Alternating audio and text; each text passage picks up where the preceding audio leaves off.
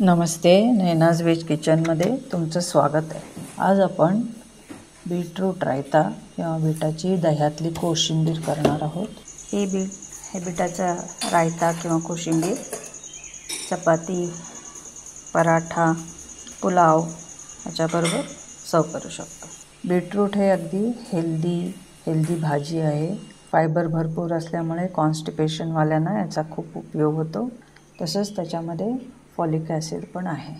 तर इथे तुम्ही बघू शकता बीटरूट धुवून त्याच्या दोन्ही साईड कापून इथे मी ठेवलेलं आहे आणि आता हे मी कुकरमध्ये 2 शिट्ट्या देऊन शिजवून घेणार आहे। तुम्ही पातेल्यातही शिजवू शकता पाणी घालून।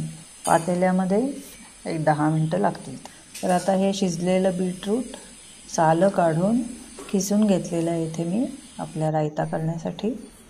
जवळजवळ 1 कप आहे हे किसलेलं। तुम्ही कच्चाही वापरू शकता, पण कच्च्यापेक्षा या शिजवलेल्याची चव मला जास्त आवडते। तर इथे मी आता हे एका बाउलमध्ये घालून घेतलेलं आहे किस बीटरूटचा। त्याच्यामध्ये 1 मोठा चमचा कांदा घातलेला आहे बारीक चिरलेला, मीठ घातलेलं आहे चवीप्रमाणे, थोडीशी साखर घातली आहे, साखर ऑप्शनल आहे, नंतर कोथिंबीरही थोडी घातली आहे आणि नंतर आता ह्याच्यामध्ये दही घालते आहे मी। जवळजवळ 1 कप एकूण 1 वाटीभर दही लागणार आहे।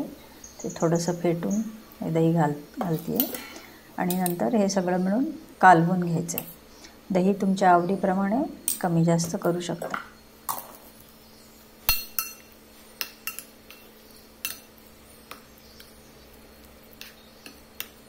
मला इथे थोडं कमी वाटतंय म्हणून मी परत घालते आहे इथे दही। तसंच त्याच्यामध्ये मी थोडीशी ही मिरचीची पेस्ट घालते आहे। तुम्ही हवं तर बारीक चिरूनही मिरची घालू शकता। इथे आज मी फोडणी देत नाही आहे, पण नाहीतर तुम्ही मोहरी, जिरे आणि हिंग याची फोडणी देऊ शकता। फोडणीमध्येही हिरवी मिरची घालू शकता। तर धन्यवाद हा व्हिडिओ बघितल्याबद्दल। लाईक करा, शेअर करा, कॉमेंट करा। सबस्क्राईब केलं नसेल तर सबस्क्राईब करा।